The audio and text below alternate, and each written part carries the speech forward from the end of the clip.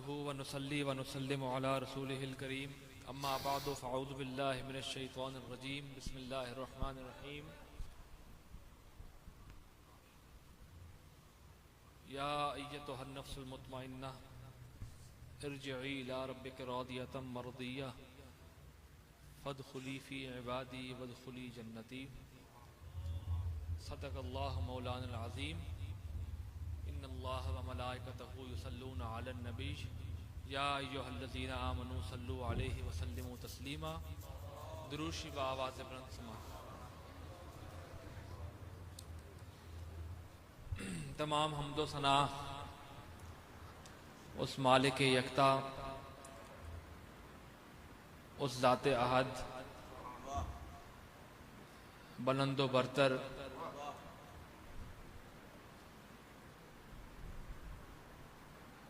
ذات کو شایع ہے، زیبا ہے، جو تمام تعریفات و توصیفات کے لائق ہے، جو تمام تر حمد کے لائق ہے، جس کی تعریف میں، جس کی ثنا میں، جس کی یکتائی میں فرشتے گواہی دیتے ہیں، قرآن گواہی دیتا ہے، صاحب قرآن بھی گواہی دیتا ہے۔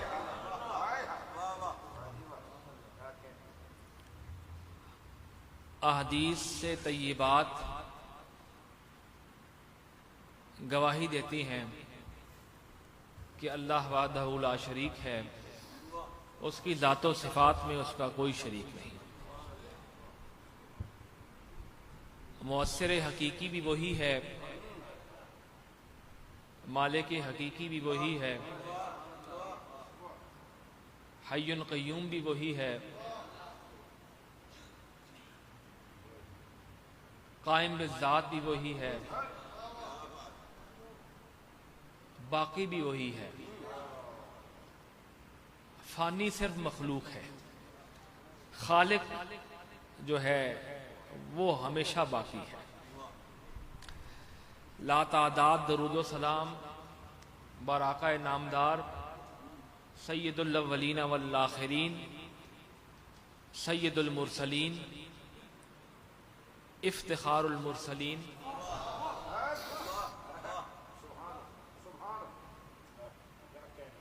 بزم کونین کے دلہا،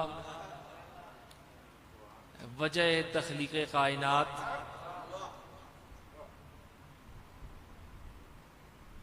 آمنہ کے ماہ تمام،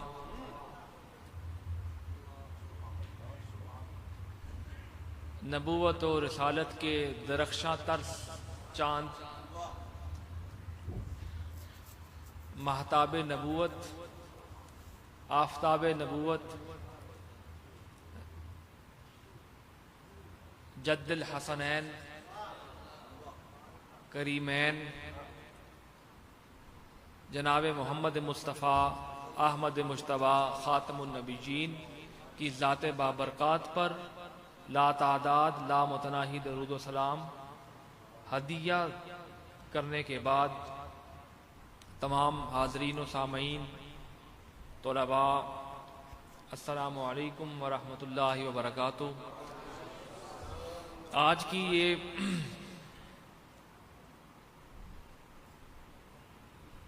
تقریب ایک ایسی شخصیت کے حوالے سے انعقاد پذیر ہے جو کئی حوالوں سے عام ہے۔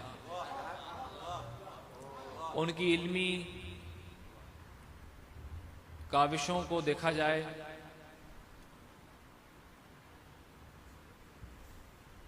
اور ایک طویل سلسلہ، طویل نسبت کا حامل ہونے کے باوجود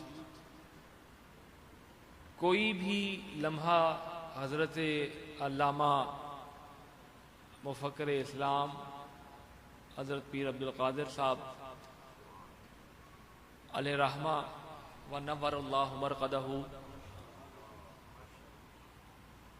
کا کوئی لمحہ ایسا نہیں گزرا میری دانست میں کہ انہوں نے اپنی شخصیت کو، اپنی شخصیت کی تمام تر صلاحیتوں کو اسلام کے لیے وقف نہ کیا۔ میں آج دیکھ رہا ہوں اور ہمیشہ دیکھتا ہوں، چونکہ میں نے شاید ایک مرتبہ پہلے بھی آپ سے مخاطب ہو کر کہا کہ یہ در و دیوار میرے جانے پہچانے ہیں۔ میں کوئی اس مدرسے میں یا مسجد میں پہلی مرتبہ نہیں آیا، چہرے شناسا ہیں، در و دیوار شناسا ہیں، محراب و منبر بھی شناسا ہو گئے ہیں، تو طلباء بھی ان کے چہرے بھی شناسا ہو گئے ہیں ماشاءاللہ۔ تو ان کی جو علمی کاوشیں ہیں، یہ آج اس کا ہم ثمر دیکھ رہے ہیں کہ آج طلباء قرآن مجید کی تعلیم حاصل کر رہے ہیں، احادیث طیبات سے اپنے قلوب و اذہان کو منور فرما رہے ہیں، فرمان الہ بھی سن رہے ہیں اور فرمان مصطفیٰ بھی سن رہے ہیں۔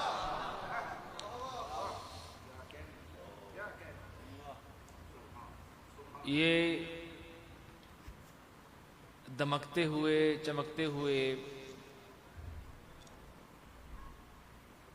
چہرے کم اور چمکتے ہوئے ستارے زیادہ نظر آ رہے ہیں۔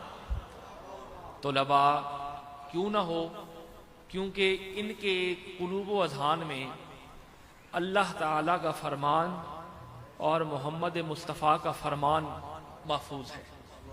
اس نسبت کی وجہ سے ان کے چہرے بھی اجلے نظر آ رہے ہیں، اور یہی وہ نسبتوں کے حاملین ہیں، اور بالخصوص جن کی آج محفل انعقاد پذیر ہے، جن کے نام سے ان کی علمی کاوشیں رہتی دنیا تک یاد رکھی جائیں گی۔ ان کے صاحبزادگان موجود ہیں، اور میں سمجھتا ہوں کہ ان کے اس مشن کو آگے چلانے میں یہ دونوں بھائی ایک دوسرے کے بازو ہونے کا کردار ادا کریں گے، اور میری دعا بھی ہے۔ اور ان کا تعلق دیرینہ گورر شریف سے اور میرے والد گرامی علیہ رحمہ سے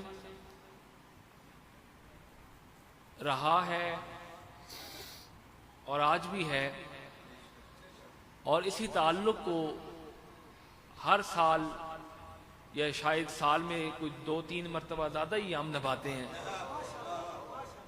وہ ایک مصرع بھی کسی کا تھا، شاید غالباً میرا ہی تھا، کہ یوں نبھاتے ہیں تعلق کو نبھانے والے، یوں نبھاتے ہیں تعلق کو نبھانے والے۔ تو تعلق نبھانا بھی بہت بڑا فریضہ ہے، اچھا تعلق نبھانا۔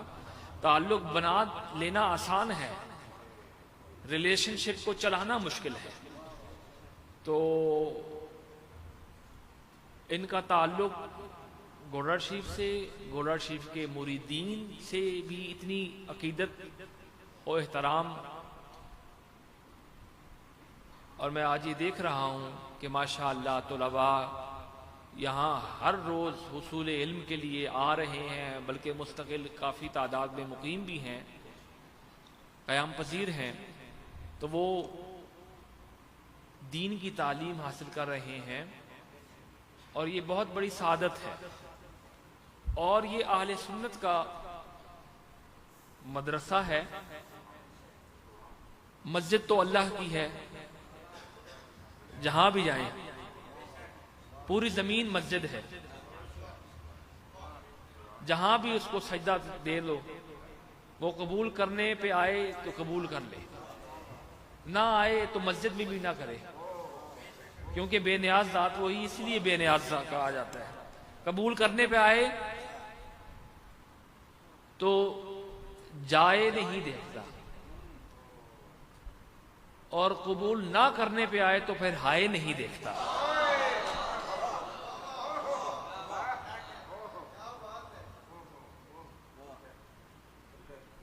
اس حوالے سے میں ان کو آخری جملوں میں کچھ دعائیہ جملے بھی ہیں، اور میں دعاگو ہوں کہ اللہ تعالیٰ ان کو اپنے والد گرامی علیہ رحمہ کے مشن پر چلنے کی توفیق عطا فرمائے، اور یہ گلستان ہمیشہ اسی طرح دین کی تبلیغ و اشاعت کے حوالے سے سرگرم رہے، اور منیر صاحب، ان کے دیگر ساتھی جو بھی یہاں وابستہ ہیں، ان سب کے لیے میری دعائیں ہیں۔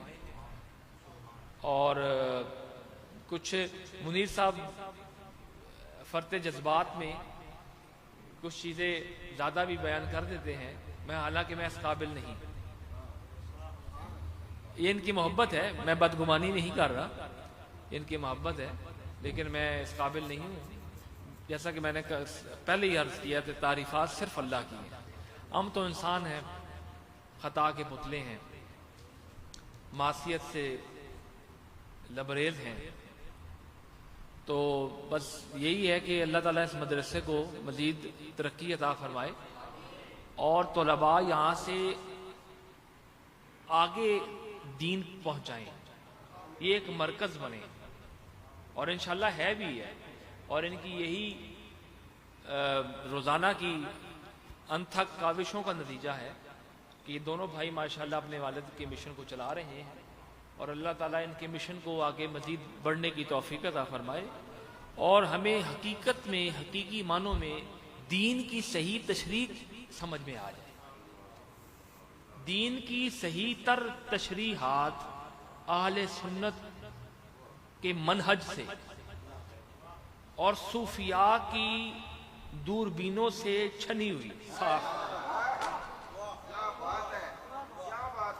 صوفیاء کرام کی تصدیق اوپر ثبت ہوئی، وہ اگر ہمیں حاصل ہو جائے تو بہت بڑی نعمت ہے، کیونکہ اب نفسا نفسی کا دور ہے، کوئی یہاں بلا رہا ہے، کوئی یہاں بلا رہا ہے، کوئی یہاں، بلکہ بلا تو اب کم رہا ہے، اب یہاں کھینچ رہے ہیں، اب کھینچا تانی کا وقت ہے، نفسا نفسی کا دور ہے، کھینچا تانی کا دور ہے۔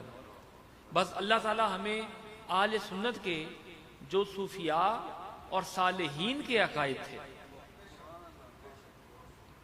ان پر چلنے کی توفیق عطا فرمائے، کیونکہ وہ دین اسلام کی صحیح تر تشریح ہے۔ باقی جن احباب نے بھی کی ہے انہوں نے کاوشیں ضرور کی ہیں، لیکن وہ صحیح تر تعبیر نہیں، اور صوفیاء نے صرف اپنے مجاہدات کی وجہ سے نہیں وہ تعین کیا، انہوں نے قرآن و احادیث کی تعلیم حاصل کر کے اس کے بعد یہ راستے طے کیے، اور آج دیکھیں ان کی تعلیمات زندہ ہیں۔ فتاوی مہریہ کس کس کے پاس ہے یا کس کس نے مطالعہ نہیں کیا؟ فتاوی مہریہ موجود ہے، فتاوی مہریہ کا مطالعہ کریں، اس میں علمیت کہاں نہیں ہے، ایک سطر بتا دیں، ایک سطر، شمس الہدایہ اٹھا لیں،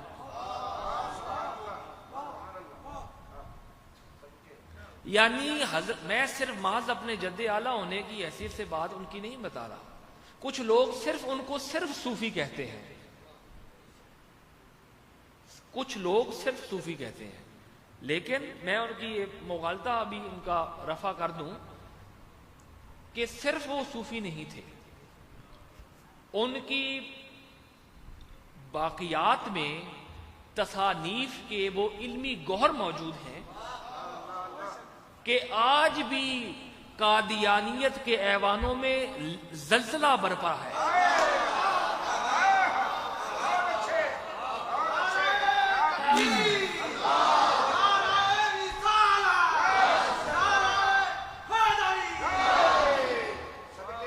فتنہ قادیانیت کو صرف صوفی نہیں اس کا مقابلہ کر سکتا تھا، صوفی خانقاہوں میں بیٹھتے، اور صوفی اگر ہوتے تو صرف خانقاہوں میں بیٹھ کر ہی اکتفا کر دیتے کہ ہم خانقاہوں میں بیٹھ کر تسبیح کے دانے گنتے رہیں گے تو غیب سے مدد آئے گی، یقیناً غیب سے مدد آئی، لیکن صرف تسبیح کے دانوں کو آگے پیچھے پھیرنے سے نہیں، بلکہ محمد عربی کے دستے مبارک کی وجہ سے نصرت آئی. اور پھر کہا میرے جد اعلیٰ کو، اور انتخاب ہوا مدینہ کے گنبد خضرا کے مکین سے کہ مہر علی اٹھ، ایک فتنہ سر اٹھا رہا ہے، تو تو یہاں بیٹھا ہوا ہے، تو جا، اور وہ مرزا میری احادیث کو تعویل کی کینچیوں سے کتر رہا ہے، تو واپس جا اور جا کے اس فتنے کی سرکوبی کر. قبلہ عالم جیسے ان کا ایک وہ مشہور جملہ ہے، حضور نے فرمایا، قبلہ عالم نے فرمایا کہ جب بھی مرزا کا میدان لگا تو کچھ لوگ دعوے کہتے ہیں، دعوے کرتے ہیں، صوفی کا مشرب، صوفی کا مسلک اور ہوتا ہے، اس کی طبع اور ہوتی ہے. تو صرف وہ صوفی نہیں تھے، ان کی علمی کتابیں تصانیف موجود ہیں. ایک سطر بھی ایک محقق کو، ایک مدقق کو آپ سطر پڑھائیں اور اس کو کہیں اس کی تشریح کریں، غیر جانبدارانہ انداز میں، دودھ کا دودھ پانی کا پانی ہو جائے گا. کیوں کہ وہ جو بول رہے تھے وہ انا مدینۃ العلم وعلی بابھا، اس کا ایک مظہر تھے، اور پشت پر مرتضی کھڑے تھے، پشت پر مرتضی کے بعد مصطفیٰ کھڑے تھے. اس حوالے سے ان کے قدم ڈگمگائے نہیں بلکہ قادیانیت کے قدم ڈگمگا اٹھے.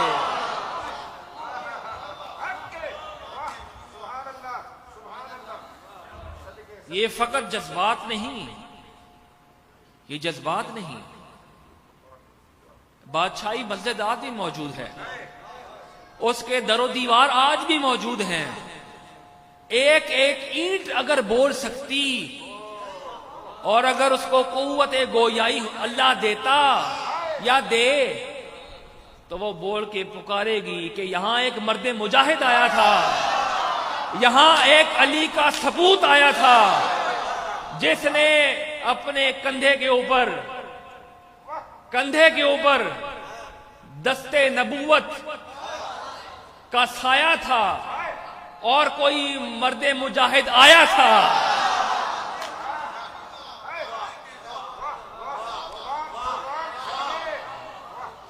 تحریک ختم نبوت کا سپاہ اعظم، سپہ سالار اعظم، فاتح قادیانیت، معمور من الرسول، آیات من آیات اللہ.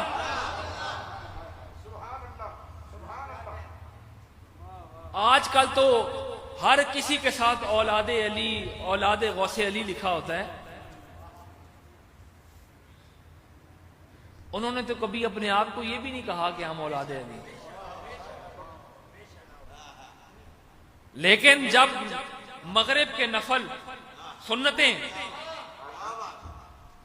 رہیں تو حضور کی زیارت ہوئی تو تصدیق تب نسب پر ہوئی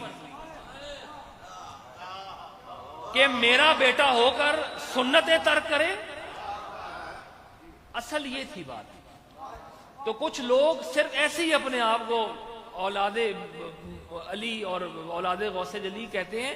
میں نے ایک جامعہ رضویہ میں بھی یہی کہا تھا خطاب میں، جامعہ رضویہ میں بھی، کہ ہماری اتنی حیثیتیں نہیں، ہماری اتنی شکلیں نہیں، ہماری اتنی صورتیں نہیں، ہماری اتنی سیرتیں بھی نہیں کہ ہم اپنے آپ کو ڈائریکٹ کہیں کہ ہم حضور کے نواسے ہیں.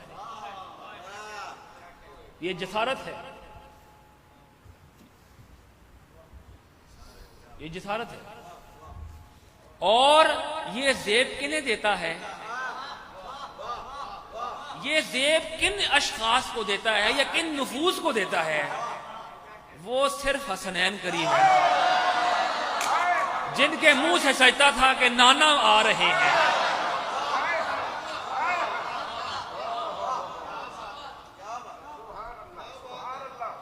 حسنین نانا کی گود میں بیٹھے تو جچتے ہیں، ان کی ریشے مبارک سے کھیلے تو جچتے ہیں. ہماری حیثیتیں کم از کم میری تو نہیں، اوروں کی ہو وہ جسارت کریں. ہماری خانقاہ کا یہ مزاج نہیں کہ ہم اپنے باپ داداؤں کو بتاتے رہیں کہ ہم یہ ہیں ہم وہ ہیں. جو کچھ ہیں اللہ کو پتہ ہے اور اللہ کے رسول کو پتہ ہے. ہم نے کبھی بھی اپنے نسب پر فخر نہیں کیا. آدمی نسب سے نہیں اپنے حسب سے بھی پہچانا جاتا ہے. اس کے عادات کیا ہیں، اس کے خصائل کیا ہیں، خصائص کیا ہیں، اس کے عادتیں بھی کوئی اچھی ہیں یا صرف نسب پر ہی خوش ہو رہا ہے.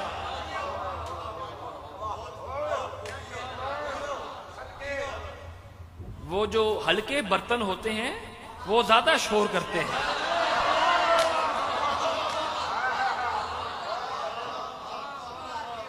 ہلکے برتن شور زیادہ مچاتے ہیں، بھرے برتن خاموش رہتے ہیں.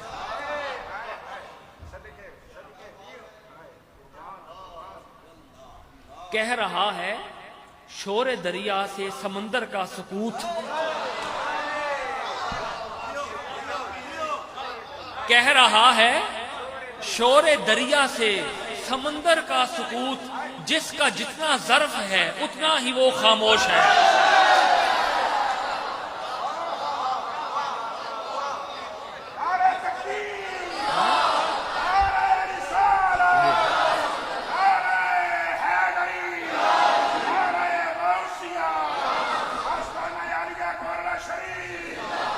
کہہ رہا ہے شور دریا سے سمندر کا سکوت، جس کا جتنا ظرف ہے اتنا ہی وہ خاموش ہے.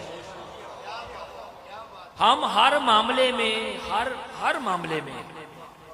ہمارے مشرب میں بھی، ہماری جبلت میں بھی، ہماری فطرت میں بھی، ہماری رگ و پے میں بھی، رگ و ریشے میں بھی ہر معاملے میں خاموشی ہے. دیکھیں درگاہ پہ قوالی ہوتی ہے، اس کے بعد دعا بھی خاموشی سے ہوتی ہے. اب بول رہے ہیں نا، ہم اس وقت بھی بول سکتے ہیں.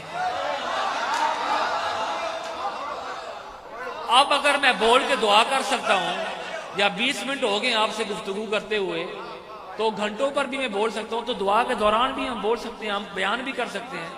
لیکن ایک روایات کا سلسلہ چل رہا ہے تو اس حوالے سے ہم خاموش ہوتے ہیں. جہاں بولنا ہوتا ہے ہم بولتے ہیں. اب ختم نبوت بولے ہیں نا، اور آئندہ بھی بولیں گے. جب بھی اس کاز پر، ختم نبوت پر حملہ کیا جائے گا، ہم دریغ کسی کام سے بھی نہیں کریں گے. سب سے پہلے یہ ناچیز کھڑا ہوگا. ایک محمد عربی کا ادنا سا امتی اور گناہگار سا امتی، یہ سب سے پہلے کھڑا ہوگا.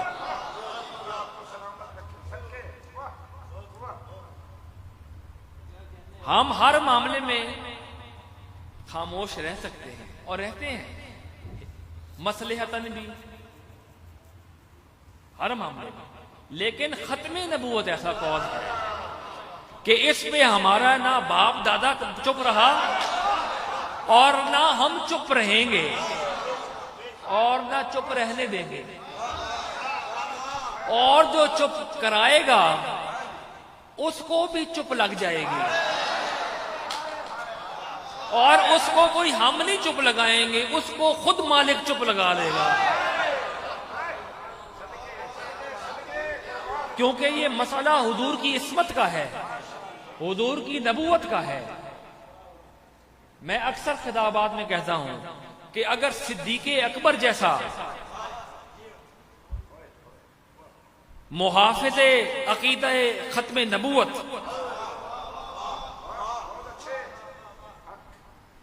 مسیلمہ کذاب کا جب فتنہ اٹھا تو صدیق اکبر کا دور مقدس تھا. سب سے پہلے جہاد انہوں نے کیا. تو یہ جو ختم نبوت کے حوالے سے ہمارا آج بھی، ہمارا کل بھی، ہمارا ایک ایک لمحہ، ہمارا ایک ایک قطرہ خون کا اگر اس کاز کے لیے قبول کر لیا جائے تو اس سے بڑی بخشش کا ساما اور کوئی نہیں۔ میں اکثر خطابات میں کہتا ہوں کہ صدیق اکبر اگر نبی نہیں بن سکے، عمر فاروق نہیں بن سکے، عثمان غنی نہیں بن سکے، اور علی المرتضیٰ نہیں بن سکے، جن کے بارے میں حضور نے فرمایا کہ تیری میرے ساتھ وہی نسبت ہے جو موسیٰ اور ہارون کے ساتھ ایک دوسرے کو تھی آپس میں نسبت، لیکن میرے بعد کوئی نبی نہیں۔ فرق یہ ہے علی نبی نہیں، لیکن علی کو اخی رسول تو کہو، اور اخی رسول کہو نا، مانو، کیونکہ یہ حضور نے خود کہا یہ میرا دنیا میں بھی اور آخرت میں بھی بھائی ہے۔ علی کا بغض سنیت کو، جیسے صحابہ کا بغض سنیت کو خطرے میں لاتا ہے، اور علی کا بغض جو ہے وہ سنیت کو دیمک کی طرح چاٹ رہا ہے۔ ولایت کے تمام سرچشمے جہاں سے پھوٹتے ہیں اس شہر کو نجف اشرف کہا جاتا ہے۔ سلسلہ قادریہ ہو، سلسلہ چشتیہ ہو، نظامیہ ہو، نقشبندیہ ہو، شاذلیہ ہو، سہروردیہ ہو، صابریہ ہو، کچھ بھی ہو، وہ کہاں سے پھوٹتا ہے؟ نجف اشرف سے۔ جو میں اکثر کہا کرتا ہوں کہ یہ جو آیہ تطہیر والے ہیں، نبوت ان کے گھر کی ہے، حضور کے لیے صرف ولایت ان کی گھر کی ہے، امامت ان کے گھر کی ہے۔ اس گھر کو اللہ نے کیا نہیں دیا؟ اس گھر کو اللہ نے کیا نہیں دیا؟ وہ مجھے بتا دیں۔ سب کچھ دیا ہے، صرف مسئلہ یہ ہے کہ آج اہل سنت، افسوس سے کہنا پڑتا ہے کہ اہل سنت جس ڈگر پر اس کو لا کر کھڑا کر دیا گیا ہے،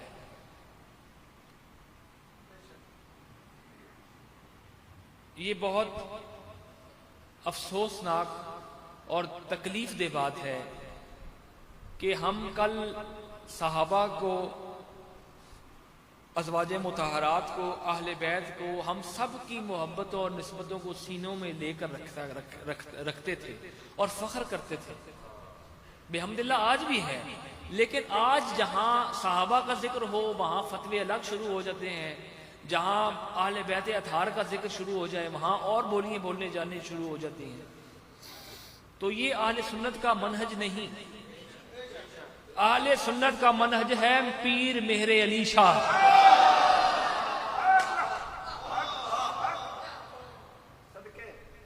اہل سنت کا منہج ہے غوث آدم،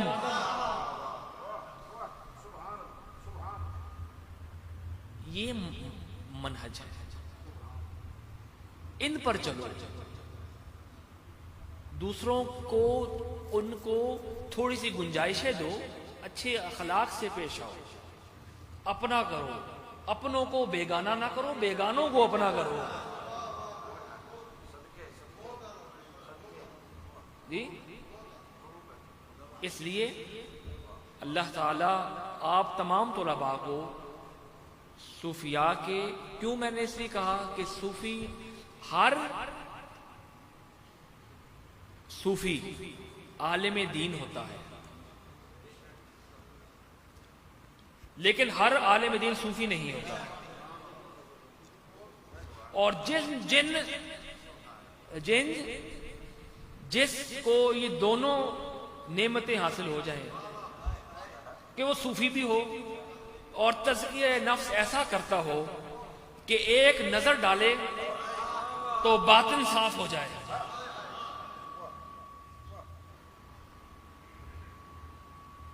تزکیہ نفس ایسا کرے، کہ باطن صاف ہو جائے،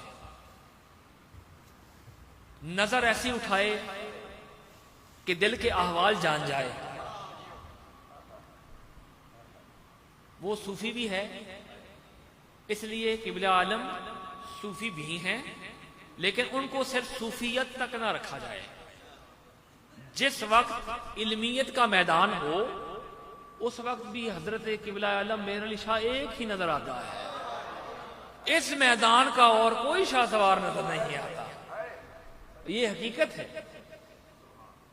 تصانیف موجود ہیں، منہ بولتا ثبوت۔ میں تو شاید مبالغہ آرائی بھی کر رہا ہوں، کتابیں تو نہیں کرتی مبالغہ آرائی، وہ اٹھا کے دیکھ لیں، حضرت کی علمیت کا مقام دیکھیں کہ انہوں نے قادیانیت کا کس کس جگہ سے ناطقہ اور کیسے کیسے مدلل انداز میں بند کیا۔ آج تک کوئی بھی جواب نہیں آ سکا سوائے گالم گلوچ کے، کیونکہ انہوں نے سیکھا ہی یہی ہے، اختلاف بھی دشمن سے کیا جائے تو آداب میں رہ کر کیا جائے۔ قبلہ عالم کا مکالمہ دیکھیں نا آپ، اس مکالمے میں دیکھ لیں، آپ کا مکالمہ دیکھ لیں کہ قبلہ عالم صرف ایک صوفی، ایک عالم دین نہیں تھی، بلکہ ایک ادیب بھی تھے۔ ان کے دل میں ایک ادب کا گوشہ بھی تھا۔ ادب میں لٹریچر کہہ رہا ہوں، ادب وہ آداب والا نہیں کہ میں تعدیباً کسی کی عزت کر رہا ہوں۔ اس مرزے کی تو عزت ہے ہی نہیں، بے عزتہ آدمی ہے، اس کی کیا عزت کرنی؟ اس کو تو اپنے گھر والے عزت نہیں دیتے، باہر کا کون سا دے گا؟ اس کی تو گھر عزت نہیں بیچارے کی۔ تو کہنے کا مقصد یہ ہے کہ بس اللہ تعالیٰ، بہت تفصیلاً بات ہو گئی، اللہ تعالیٰ اس گہوارے کو، علمی گہوارے کو مزید ترقی عطا فرمائے اور صوفیاء کرام ان کی تعلیمات پر چلنے کی توفیق عطا فرمائے۔ کل بھی قادیانیت کے رد میں جو سپہ سالار نکلا تھا، آج بھی اس شاہ سوار کی بات گشت سنائی دے رہی ہے، دلوں میں، دھڑکنوں میں، نظروں میں، سانسوں میں، ہر جگہ قبلہ عالم کی اس خدمت کو خراج تحسین بھی پیش کرتے ہیں اور دعا کرتے ہیں اللہ تعالیٰ ان کے اس مشن پر ہمیں چلنے کی توفیق عطا فرمائے۔ وما علیہ الا البلاغ المبین۔